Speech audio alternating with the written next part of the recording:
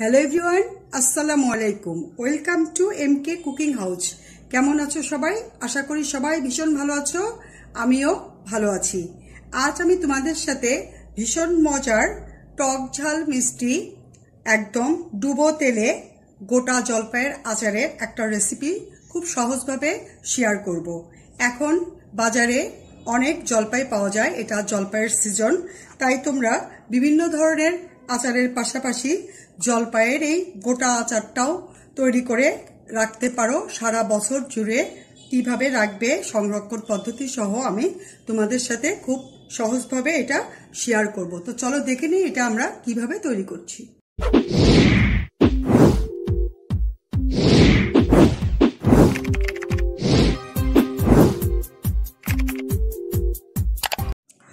ডুবো তেলে জলপাইয়ের টক ঝাল মিষ্টি আচার করার জন্য এখানে আমি 1 কেজি পরিমাণ জলপাই নিয়েছি এবং এই জলপাইগুলো আমি চাকু দিয়ে দিয়ে কেটে নিয়েছি। একটা জলপাই আমি কেটে দেখাচ্ছি, এটা একদম বিচি পর্যন্ত কাটতে হবে যেন বিচি টাচ করে।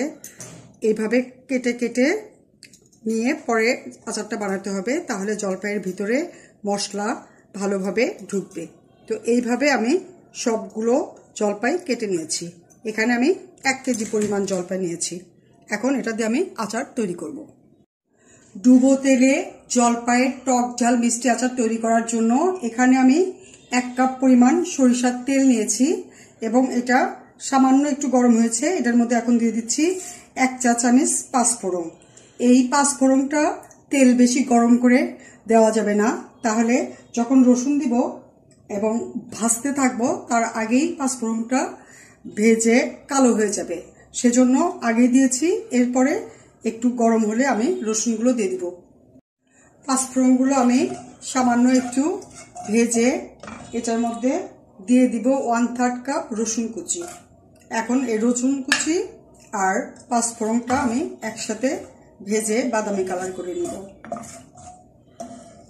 আর এই পর্যায়ে জালটা থাকবে মিডিয়াম আছে, জাল বেশি বাড়ানো যাবে না, তাহলে এগুলো পুড়ে যাবে। আর পুড়ে গেলে আচারের স্বাদটা তিতো লাগবে, সেজন্য মিডিয়াম জালে অনবরত নেড়ে এগুলো আমি ভেজে নিব। সরিষার তেলটা গরম হয়ে ফেনা ফেনা হয়েছে, কোনো চিন্তার কিছু নাই। আর এই তেলটা জাল হলে পরে এরকম ফেনায় ওঠে।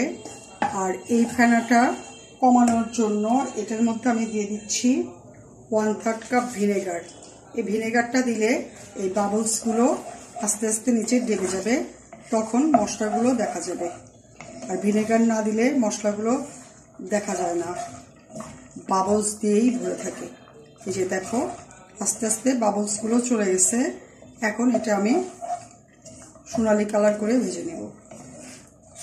আমার এই ভিনেগার সহ তেলের মধ্যে রসুন আর পাঁচফোড়নটা ভাজা হয়েছে।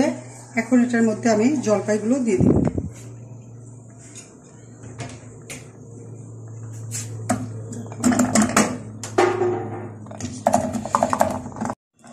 এখন এই জলপাইটা মশলাগুলোর মধ্যে একটু ভালো করে নেড়ে চেড়ে নিব।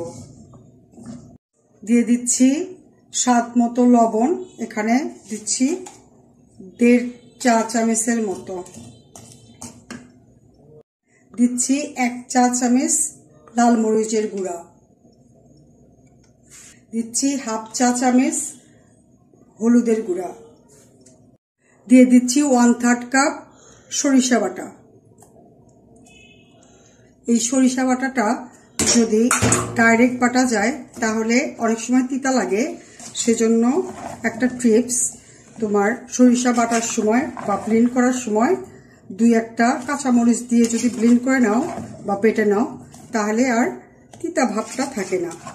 তো আমি এটার ভিতরে একটা কাঁচামরিচ দিয়ে পরে সরিষাটা বেটে নিয়েছি। আর এটার মধ্যে আমি যে ভিনেগারটা ইউজ করেছি, এই ভিনেগারটার একটা রেসিপি অলরেডি আমার চ্যানেলে দেওয়া আছে, তোমরা চাইলে আই বাটনে ক্লিক করলে পেয়ে যাবে। এখন আমি এগুলো সবগুলো ভালোভাবে মিশিয়ে কষিয়ে নিব। জলপাইগুলো আমি সব মশলা দিয়ে ভালোভাবে কষিয়ে নিয়েছি। এখন আমি এটার ভিতর দিব হাফ কাপ চিনি। চিনিটা তোমরা নিজের পছন্দ মতো দিও, ঝাল লবণ তারপরে চিনি সব তোমাদের পছন্দ মতো দিও। আমি দিয়েছি হাফ কাপ। 1 কেজি জলপাইয়ের জন্য হাফ কাপ চিনি আমার কাছে এনাফ মনে হচ্ছে, কারণ এই আচারটা হবে টক মিষ্টি ঝাল, সেজন্য সেই পরিমাণ মতো তোমরা দিয়ে নিও। এখন এটা আমি আবার ভালোভাবে নেড়েচেড়ে কষিয়ে নিব। জলপাইয়ের আচারটা নাড়তে নাড়তে এটার মধ্যে চিনির কিছু পানি বের হয়েছে, আর ভিনেগার আছে, তেল আছে, সবকিছু মিলিয়ে জলপাইটা মোটামুটি ডুবিয়ে আছে। এখন এটা আমি কিছুক্ষণের জন্য ঢেকে দিব, জলপাইটা একটু সিদ্ধ হওয়ার জন্য 3-4 মিনিট ঢেকে রাখবো। জলপাইয়ের আচারটা আমার 3-4 মিনিট পরে আমি ঢাকনাটা খুলে নিয়েছি। এর মধ্যে আমার জলপাইয়ের কালারও চেঞ্জ হয়ে গিয়েছে এবং পানিগুলো অনেকটা শুকিয়ে এসেছে।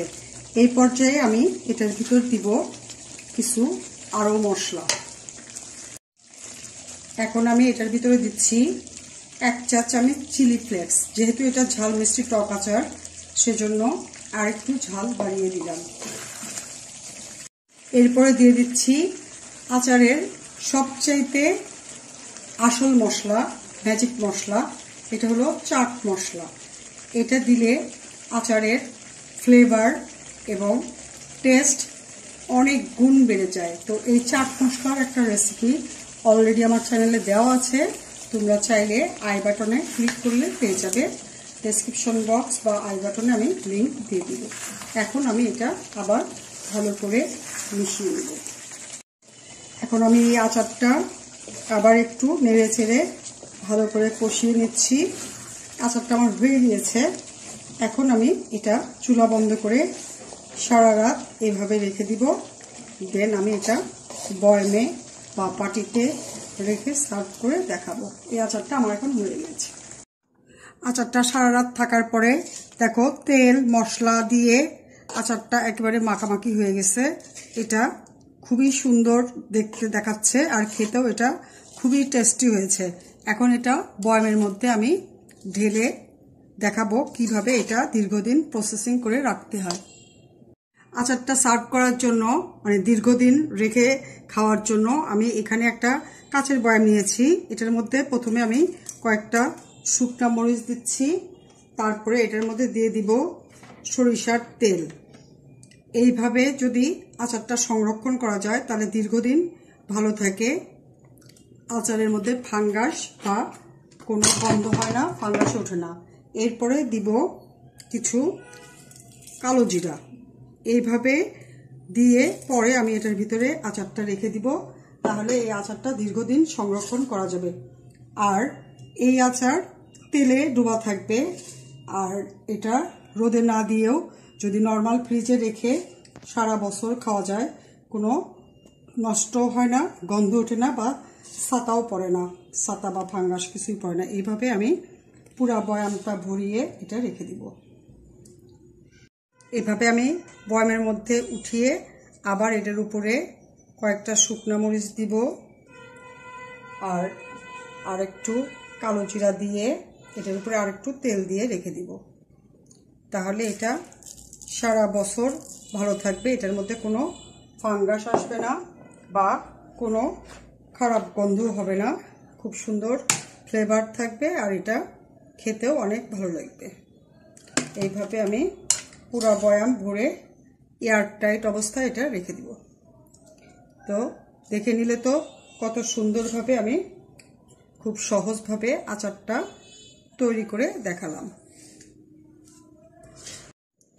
তো আমার এই রেসিপিটা যদি তোমাদের ভালো লাগে তাহলে প্লিজ বন্ধুদের সাথে বেশি বেশি শেয়ার করো, কমেন্ট করো, চ্যানেলে নতুন হলে সাবস্ক্রাইব করো, লাইক দিও, কমেন্ট করো।